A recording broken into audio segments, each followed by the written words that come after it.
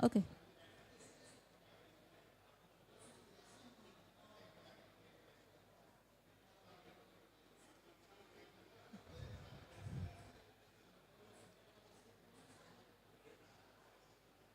Okay. Okay, thank you. Em nói một câu nữa. Dạ, sorry. Okay. Okay, fortunately, we already showed the problem. So we're going to do the first presentation from Association Professor Dr. Nguyễn Văn Thắng. In brief, the introduction, Miss. Okay. Mr. Tang, so he have more than hundreds of papers and 13 books on climate change, and he was the founder and has been in editor-in-chief of the Vietnam Journal of Climate Change Science. So the floor is yours. Okay, thank you very much. So my topic is climate change scenario and climate resources in Vietnam. So next slide, please. It's content of my talk. Climate change scenario assessment wind and energy potential for Vietnam and climate service and Vietnam effort implementing commitment at COP26. Next. Vietnam government requests our ministry, MONRE, to issue climate change scenario to develop action plan to respond to climate change and so on, INDC and NDC for Vietnam. Our issue Vietnam IMHAN, it responsible to develop climate change scenario in 2009 and update in 2012, 2016 and 2020 to serve as input for NDC and action plan responding to climate change. Next slide, please. Climate change scenario show climate condition at 100 years before and 100 after. Temperature rise in the past about 0.9 degree, and but the last 3 decades rise about 0.7, very high. So that climate change is faster and more serious for Vietnam.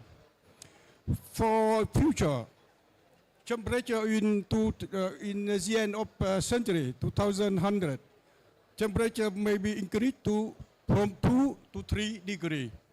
Rainfall increase, especially increase in wet season, so more flooding. But decrease in the dry season is more drought. For sea level rise, we are in this year maybe 70 to 100 centimeters. Depend on RCP scenario. If next please, if sea level rise in 1 matches, Red River Delta is the north of Vietnam, about 30%, and Ho Chi Minh City in the south, about 17%. Mekong Delta is a big one in the south of Vietnam, about 47% of area under sea level rise. Next, please. We have planned to update the climate change scenario based on IPCC report 6. So it's target to 2025. We finish our update climate change scenario. Toward net zero emission.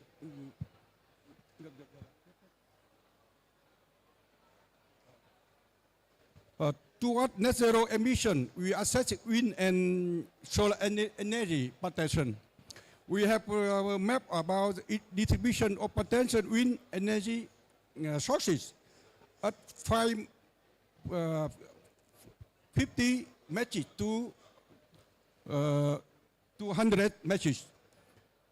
And concentration on about the potential about 500 to 700 watts per square meter. Next, we also assess its wind energy potential for month and for yearly, at high of 100. is a frequency of threshold over the EC at 100 matches. The next, please. Continue to solar potential for Vietnam. If we base on observation data, we divide on the north and the south. Is the north less than 1,700 kilowatt hour per square meter? Yeah. And is the south is higher, 1,700 in south.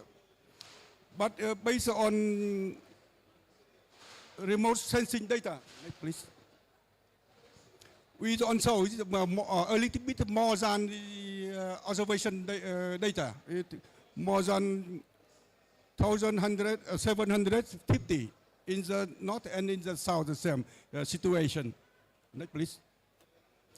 We also zoning the solar energy potential by satellite data. We have CO2, C1, C3 is the zoning of solar radiation. Next, please. For climate service, we assess the impact of climate change for sector and provide information for on sector.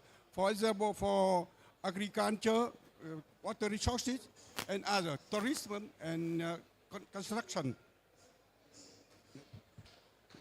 We are also the risk mapping. We mapping strongest wind during storm and typhoon affection on the Vietnam.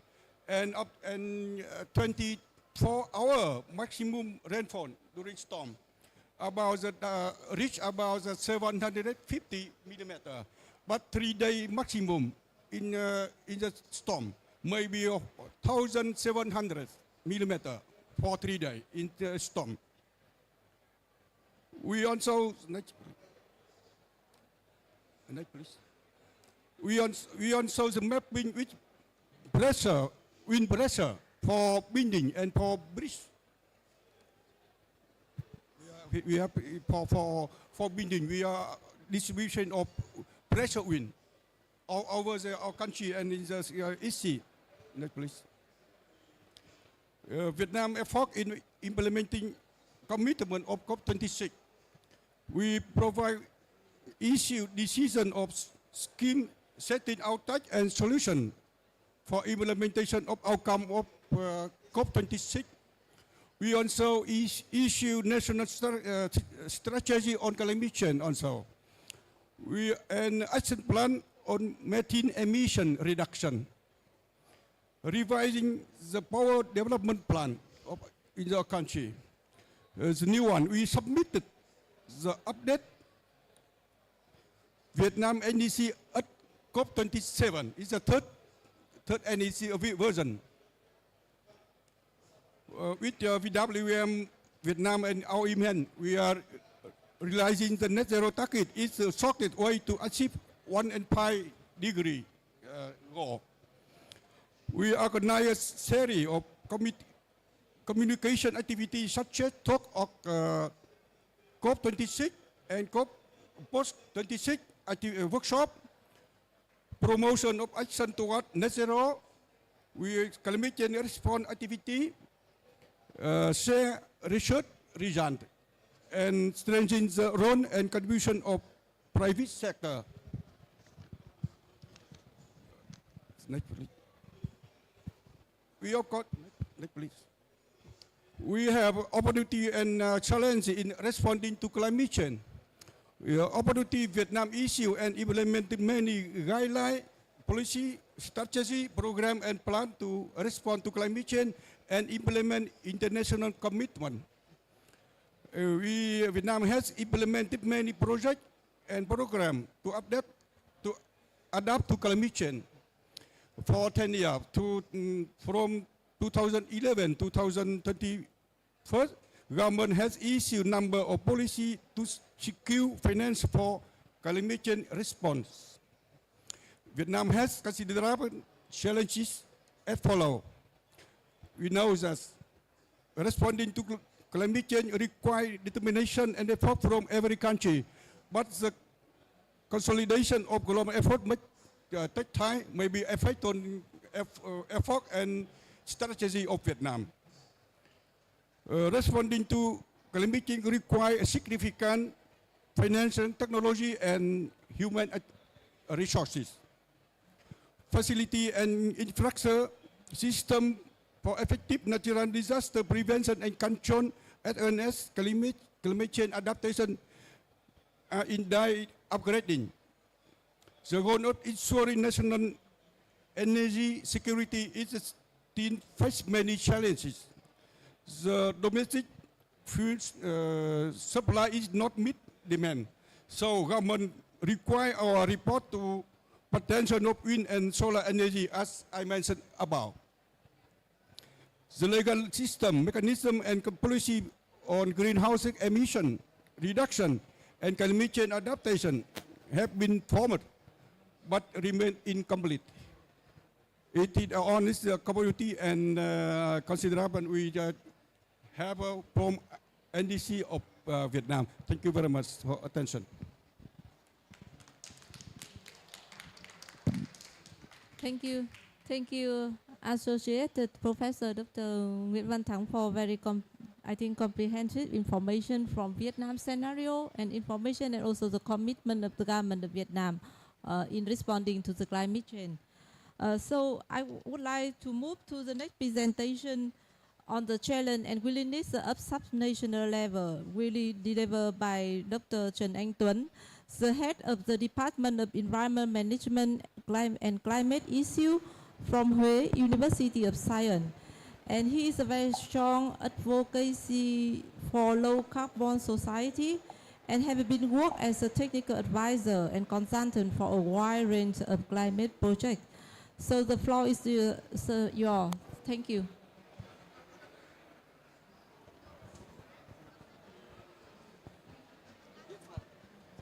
Not this one from Stu.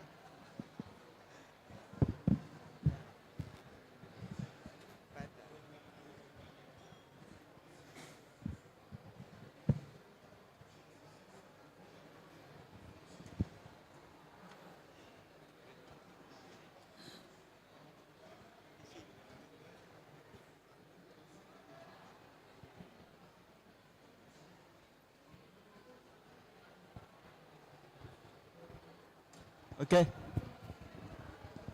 Good afternoon, everybody. Please let me begin by introducing myself again. I am Trần Anh Tuấn from Huế University in Central Vietnam, and have been working with WWF since 2015 until now, with a focus on the OBCC program, One Planet City Challenge. And I have also been working with sub-national governments, especially in Central Vietnam, in some actions and activities regarding climate change mitigation and adaptation. And it is my great honor to be here today to briefly present some opportunities and challenges to combat the climate change at sub-national level of Vietnam. As you may know, Vietnam has presented some key commitments at COP26. The first one is to reduce 30% of methane emission by 2030 as compared to that level of 2020. Secondly, is to end and to reverse deforestation by 2030. And to make a transition from coal power to clean energy. And according to a national strategy of Vietnam on climate change, Vietnam will stop the development of coal power by 2030 and to continue phasing out the coal power from 2040. And finally, the commitment is to reach net zero by 2050, and this is very ambitious. That requires great efforts from national level as well as the sub-national level in Vietnam.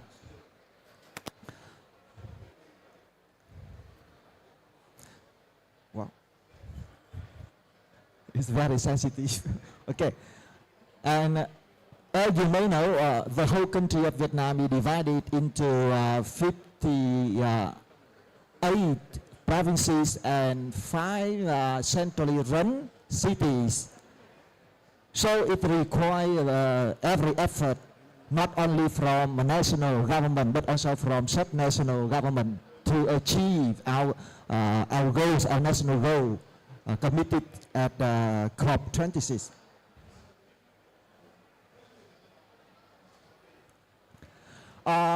For opportunities to respond to climate change, the environmental law of Vietnam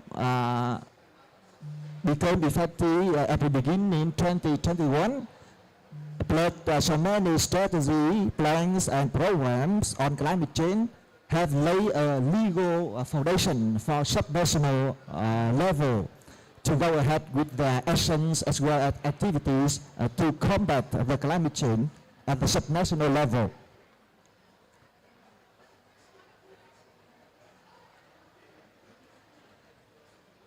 The second opportunity is the international resources to support Vietnam in fighting climate change are increasing, especially after COP26.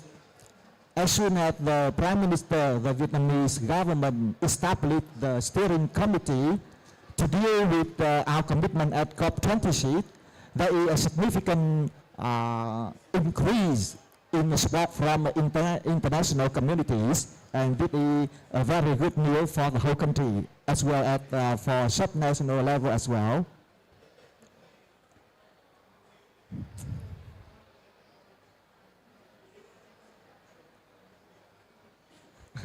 It's very sensitive. Okay. And above all, at the national level as well as at the sub-national level, the economic development is sharply increasing. For instance, you know, the GDP of Vietnam in 2021 reached only 2.6% increase, but this year in 2022, the GDP of Vietnam increased up to 7.5 according to World Bank prediction.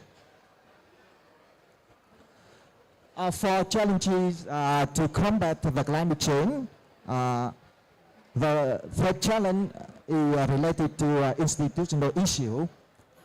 As you may know, the sub-national action plan on climate change has been ratified, and more of them has been approved and ratified before COP26. And all of the action plan at sub-national level have not yet included the net zero target as committed by the national government. And some guidelines for GHG emission issues such as the GHG inventory, GHG emission reduction, and MRV, I mean the measurement, reporting and verification system, etc. For reducing GHG emission are not available at the moment. And a special agency for natural disaster prevention and control has been established, but at national level only, not at sub-national level. And you may know that Vietnam has a very long coastline from the south to the north. So every year the country is extremely vulnerable to natural disaster in particular, and climate change as a whole. So it is very important to set up, to establish a specialized agency at the sub-naval level to help the steering committee at the province and city to handle some problem regarding the climate change.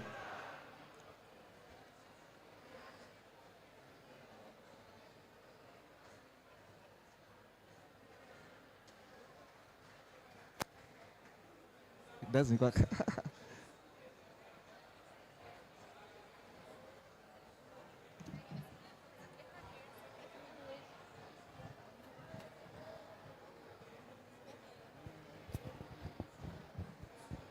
Okay. Yeah, it is very far away, so I think, okay.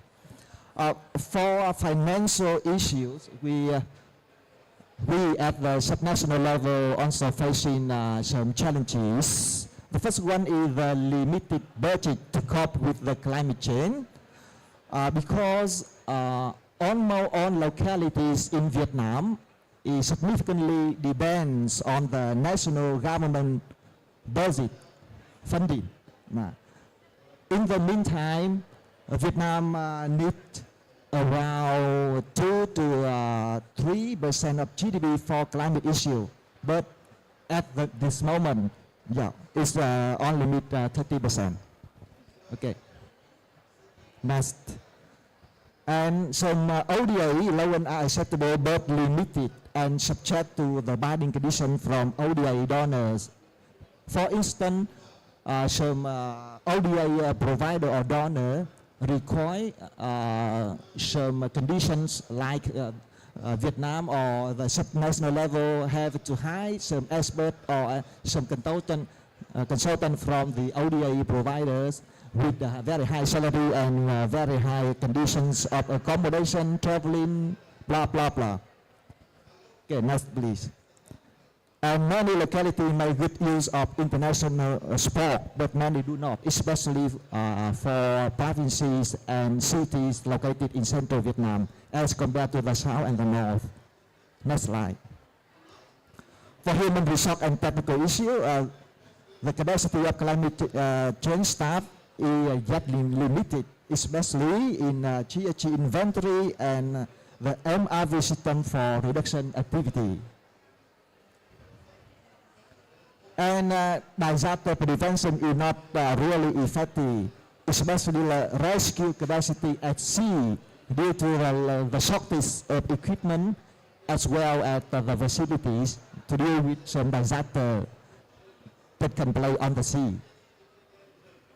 And particularly the operation of inter-reservoir process in many localities still faces a lot of constraints and difficulties, where they require the IT technology as well as some techniques to integrate, to combine, and to regulate so many reservoirs located in the same river, and it is quite complicated process. And we are also facing some challenges regarding the development of solar and wind power, because the feed-in tariff is not effective anymore, so it's discouraged the investor, the developer of renewable energies throughout the country. And the difficulties in developing nuclear power, because nuclear power is also one option, one alternative to reduce greenhouse gas emission, but not any locality is ready and is willing to develop the nuclear power within their territories. It looks like a NIMBY, not in my backyard phenomenon. And we still facing so many challenges in agriculture by the habit of burning rice straw. Continue, please. And especially we still facing some challenges in increasing GHG emission reduction from 27% in 2020 NDC to 43%, 5.5% in updated NDC submitted to UNFCCC. Okay, finished already. The final slide. Yeah. Regarding the NDC of Vietnam that have just been updated and submitted to UNFCCC at the COP27, the VCCA Vietnam Coalition for Climate Action have put forward some recommendations. The first one is to encourage and support localities to update subnational action plan on climate change to integrate net zero into strategy, plans, etc. And to encourage and to facilitate subnational level to integrate climate change respond into socio-economic development plans. And finally, to encourage private sector role and engagement in GHG emission activities to reach net zero goal by 2050. And at present, the VCCA are carrying out so many various activities to engage the large number of private companies as well as enterprises throughout the country in fighting the climate change in terms of GHG emission reduction. Sorry, okay, thank you very much. Sorry, we have no time. Okay, so for your further information, the paper, position paper of the VCCA is already displayed on the table, so you can take it. So we also have the position paper from Climate Change Working Group also put on the display paper. So now I would like to go to the next presentation from WWF, the solution for Mekong Delta to enhance the climate resilience in responding to the climate change. We presented by Stewart Orr. So he's the lead of WWF Freshwater Practice and from WWF International. And in brief, he served about the number of advisory council and non-profit support as well as supporting the conservation project in over 40 countries. So I hope the presentation will be now. Okay. Thank you very much indeed. Are you going to click for me? Okay. Thank you very much. Pleasure to be here. Thank you for the presentations. Next slide, please. You can see from WWF Vietnam strategy here that we are very aligned to the government of Vietnam's strategy as well around mitigation outcomes, energy outcomes, and our adaptation outcomes as well. Next slide. This is a snapshot of WWF's freshwater priorities. These are our initiatives, or the focused areas in which we work. And you will notice that in Asia, you will see a Resilient Asian Deltas Initiative, a Flyways Initiative, as well as river dolphins, which cut across some of the conversation today. Next. The Resilient Asian Deltas Initiative focuses on 6 river basins across Asia, from the Indus to the Ganges, to the Irrawaddy, the Chao Phraya, the Mekong, and the Pearl. Obviously, we're focusing today on the Mekong River Delta, but the lessons that we learn across these deltas will be shared, both in the projects we do, but also in the financing that we can create to advance our goals. Next. The Mekong Delta is, of course, quite famous. It's very large, we know that. It's also extremely biodiverse from a freshwater perspective. Endemic fish species are very high. We know it's one of the most vulnerable deltas in the world because of the climate change story. But of course it is also a place where a lot of people live, work, have their livelihoods, and it is also one of the most productive agricultural areas in the world. Next. This is a complex slide, but I think the point here is that we've looked at a very much of a system scale mapping and assessment of how to build resilience in deltas. And WWF is working with partners to address these threats and to boost adaptation and tackle what we would say are 3 main challenges. The first is the loss of sand and sediment. The second is subsidence leading to increased salinization. And the third is the degradation of mangroves, and I'll talk about all 3. So if we start with sand mining, a sufficient flow of sediment needs to come down river systems in order to sustain delta life. Fundamentally, deltas are living systems at the end of very productive rivers, of course. And sand deposits maintain coastlines, They bring stability to deltas. They allow mangroves to grow. But only 1/3 of the sediment is going down the rivers today because of upstream hydropower and because of unsustainable sand extraction. So sand is vital to Vietnamese development without a doubt, but sand is also vital to maintaining the integrity of this very, very important delta system. Next. On this slide, you can see a more detailed picture of sand mining. What we've done here is show where unsustainable sand mining has lowered the level of the main channels of the river. So the main channels have dropped 2 to 3 meters over the last 20 years or so. And that means that saltwater intrusion can go further into the system, impacting on agricultural production and livelihoods. Next. So WWF sees as a very challenging issue without good data. So we are developing a delta-wide sand budget. And we're developing it with the government of Vietnam, the Mekong River Commission as well. And we're using new technology to measure sand, which we think is going to be vitally important. We're working with the Agricultural Rural Development Ministry, the Ministry of Natural Resources and Environment, and the Ministry of Construction as well.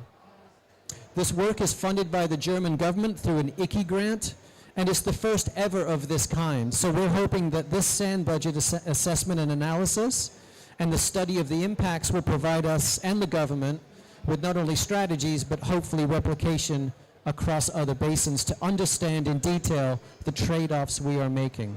Next. Of course, aquaculture and agriculture are vitally important in this part of the world, very productive landscapes, and key for not just food security, but also for exports. So increasing salinization and subsidence is threatening both agriculture and aquaculture, and so they are a focus of some of our financing efforts. Next. Of course, the scale here is very big. We are losing national defenses at a large rate. So when you consider that only about 2% of the river is actually connected to these systems, you understand how fragmented these rice and agricultural systems are from dikes and canals. So the floods aren't reaching the floodplains. The sediment isn't able to replenish. So we need to adapt, and we need to understand where sediment can return to do its vital job in protecting these landscapes. Next. So we're working to think about how we can leverage private sector investment into what we call bankable nature solutions. Those are financeable projects that can catalyze opportunities. In this case, this is a fish and rice project that we are doing with local farmers, with local authorities, private sector companies, through the Dutch Fund for Climate and Development, the DFCD financing and facility. And we want to reintroduce flood-based systems into this area and show that this can be scaled and replicated across the different basins. Next. We've heard a lot about mangroves this week. Obviously vital ecosystem in protecting and restoration. We're working on next slide. And we're working on 3 initiatives related to mangroves. One with HSBC Vietnam, looking at restoration in a national park. The second is with the SDC, the Swiss Development Corporation, looking at resilience and livelihoods. And the last is with the Optimus Foundation, enhancing the resilience of mangrove ecosystems along coastal zones. We want to make sure that we can improve resilience and livelihoods and also look to how we can replicate these studies and projects to other areas. Next. It is vital that we take a landscape approach. The development that has got us into the problems we are facing today has been siloed and individual. We need to look at this system as a complex set of trade-offs, and we hope that the budget and these projects will allow us to make better decisions now and in the future and see this as a connected living landscape as opposed to a place to be fragmented and separated. Next. This is a detailed slide, but it gives you some sense of the level of sophistication that the work we are doing in WWF Vietnam and with the Resilient Asian Deltas Initiative to identify specific nature-based solutions projects work with the local communities, authorities, governments, private sector, identify where we can intervene and where we can make a difference. But it's this kind of scale and this kind of sophistication that is going to be required in order to attract the investment required for these projects. Next, please. And these are our finance wheels. And this is my last slide, I believe. This is just to give you an idea that we're looking for the investment on the left-hand side, the $200,000 to $500,000 landscape investments, by identifying multiple projects, we can then build out a portfolio to attract private sector finance. WWF right now is working with partners with the Vietnamese government, with the IUCN, on a portfolio of MBS projects across the region to go after $50+ million to leverage in hundreds of millions of dollars more. We believe that Vietnam will lead the way in showing that we can build resilience through these kinds of investments and these kinds of projects. And we believe that they can be delivered in other deltas as well across resilient Asian deltas. I encourage you all to learn from this, to join us, and thank you very much. Okay, thank you very much, Stuart. Also, I think very interesting presentation and giving a lot of solution from WWF for the Mekong Delta. So we are moving to another, I think, solution or the support from one of our biggest partner at the global level, HSBC.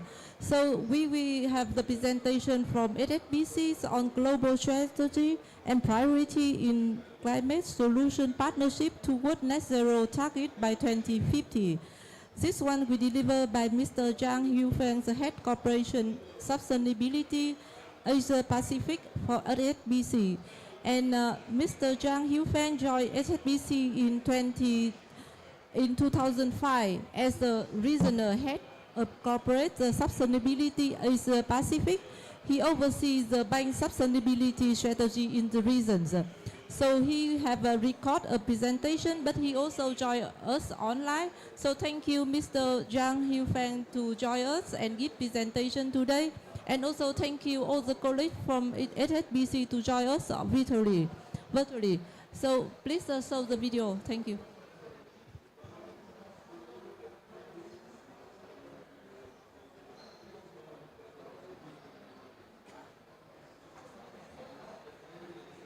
Me to this event to learn and share with you about opportunities and challenges of responding to climate change in Vietnam. There's now a growing realization that we are reaching a point of no return in terms of climate change. Climate change will be the defining crisis of the century for Asia. According to HSBC Global Research, rising sea levels affecting metropolises like Bangkok, Jakarta, and Ho Chi Minh City, while increasing erratic weather jeopardizes food security in the region. Haiphong and Ho Chi Minh City are now top 10 global cities most vulnerable to rising level. If sea level rise 1 meter, 10% of population of Vietnam will be impacted, and the number of 3-meter scenario is 25%. The same figures apply for share of GDP impacted by 2 different sea level rise scenarios. To achieve a global net zero target, every organization and every person has an important part to play. In May 2021, HSBC, in partnership with WWF and WRI, launched our Climate Solution Partnership to unlock barriers to finance for companies and projects that tackle climate change. Backed by $100 million philanthropy funding from HSBC over 5 years, the partnership will combine banks' financial and commercial expertise with knowledge of WWF and WRI, and the network of local partners in the region to support and scale new climate solutions. The partnership spans 14 markets in Asia Pacific, including Australia, India, Indonesia, Hong Kong, Japan, mainland China, South Korea, and Vietnam. There are 3 work streams which will focus on energy transition, nature-based solutions, and clean tech innovation. For energy transition works in Vietnam, we're in partnership with WWF and WRI to implement the project called An Energy Transition for a 1.5-degree World, Accelerating Progress in Asia, to help transforming the Vietnam's private sector towards sustainable energy using, accelerating adoption and scale up of energy efficiency and renewable solutions in Tây Ninh province. This 5-year project was mainly with textile and garment companies in Tây Ninh to identify their existing problems and challenges in using renewable energy, adopt energy efficiency solutions, and develop bankable projects with companies and industrial park. The project aims to support Tây Ninh province become the lead in transforming its industrial sectors to a clean and green operation, especially in the energy sector. For nature-based solutions, we also partner with WWF Vietnam to implement a mangrove forest restoration project in Mui Ca Mau National Park in the southernmost tip of the mainland Vietnam. The 5-year project will generate 150 hectares of mangrove forests that will in turn help address serious social economical challenges, such as climate change, water security, water pollution, food security, human health, and disaster risk management. This project is expected to support Vietnam's commitment in the Paris Agreement, which is an 8% reduction in emission by 2030 compared to business as usual levels, or 25% conditional upon international support. Specifically, it will support the country's pledge of increasing forest cover to 45%. The Climate Solution Partnership is part of HSBC's ambitious climate strategy, announced in October 2020. HSBC aims to align its finance emission to net zero by 2050 or sooner, in line with Paris Agreement goals, and expect to provide up to $1 trillion of finance investment by 2030 to support its customers in net zero transition. The bank has also pledged to work across financial sector and beyond to accelerate solutions that will help avoid catastrophic climate change. As a bank, the most significant impact we can make is helping our clients to transition to low carbon by providing sustainable finance investment. In order to support the Vietnamese government's aspirational climate goals and its ambition to become a net zero economy by 2050, following the COP26 meetings, we have committed to bring to up to $12 billion of direct and indirect system financing for the corporate sector in Vietnam by 2030. As the Ministry of Natural Resources and Environment will run major transition initiatives and projects under the National Strategy on Climate Change in support of the commitments made by COP26, on the 8th of November at COP27, HSBC Vietnam has engaged a MOU to collaborate on the ESG agenda with Ministry of Natural Resources and Environment, in which HSBC Vietnam will assist the ministry to build a practical approach in realizing its strategies in alignment with Vietnam's net zero emission targets, as well as build a framework that unlocks international financing sources to support these goals. To sum up, keeping global temperature rises within safe limits requires new thinking and new technology. Vietnam is particularly vulnerable to climate change, but it's also where solutions are emerging fast. In partnership with Government of Vietnam, the Ministry of Natural Resources and Environment, WWF, and WRI, we are proud to be able to support the surge for more efficient ways of use energy, nature-based solutions, and technologies to build a greener Vietnam. Thank you very much for your listening and looking forward to hear more from you on how we can work together to respond to climate change to protect our future generation. Thank you. Yeah, thank you.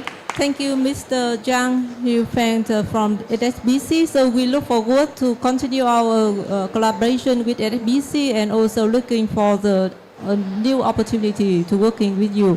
So I think we are run out of time, but before to end the session, the side event, so I may have a very quick question. Firstly, to Stuart also. So how do you think about the situation of climate change in Mekong Delta in comparison with other delta? Because you're working over 40 countries. And also, who can be key player to make the change for Vietnam? How do you think? Who could be the key player? Well, I think what I've take away from this week is the amount of financial commitments that I'm hearing from different organizations, adaptation financing, adaptation banks, new funds. I think we have to find a way to tap into these opportunities, because I do think we need catalytic finance. I think the private sector is a willing partner, and I think that there's a lot of investment that we can think about. There's a lot of projects. Government is certainly on board. Again, I'm hearing water come through extremely strongly this week, and climate and adaptation come through this week. And I think that those are really important aspects of dealing with the climate challenges of the region. As far as the mitigation side, I think these gentlemen have a lot more to say, but I think on the adaptation side, for me, it would be about the catalytic finance that I'm hearing about. Thank you. I think for Mr. Tang, Professor and Dr. Tang, so how do you think, I have one question. Thank you, Stuart. Thank you, Stuart. So what are the new targets for Vietnam in the update NDC? Because you present the new NDC for 2022. So what is the difference? What is the new target in comparison with the version 2020? Okay, thank you. We know that we submit third version of update NDC now to on COP27. Yeah, the target is different between the first and second and third version. We are effort of government and system of Vietnam. We reduce mitigation package from first version only 8%, second 9%, and now we move to 15 and 8%. With unconditional condition, but conditional contribution move from 25 to 27 and now to 43 and 0.5 percent. And of course, we are commitment with Prime Minister on with net zero target to 2050. And we are implementing NDC with National Strategy on Climate Change and Methane Emission Reduction Action Plan. We are. Thank you. So I also got one question for Dr. Tuấn. We want to ask about how do you think the importance of the connection between nation and sub-nation? So how do you think the importance? Thank you for your very difficult question. Okay. I think at the national level, it is very important to get more support from international communities in terms of both technical perspective and financial issue. For financial issue, I think the national government need to fulfill, to carry out all commitments has been made at COP26, and we will have to carry out more effectively, more adequately, and more efficiently to create credibility and create trust from international community. And at the national level, I think we need the support from the international community in terms of technical issue. like the operation process of inter-reservoirs is quite important. Otherwise, it will cause more devastating impact on the downstream communities. Thank you. Thank you. Thank you. I think we have some question, but we will send to the speaker later, I think, because the time is, we run out of time. So as we know, responding to the climate change is not the task of someone. It is a responsibility of different stakeholders, including nation, sub-nation, CSO, academia, private sector, and all individuals. So I would like to close the session with one sentence from Sir Richard Branson, the founder of Virgin Group. Climate change is a huge challenge, but it can be brought in line if government, businesses, and individuals work together. So thank you for your participation, and also thank you for listening. Thank you for all the members from Vietnam Coalition for Climate Action and Climate Change Working Groups joining us offline and online. So thank you all, and especially thank you for distinguished speaker today to join our session. So thank you.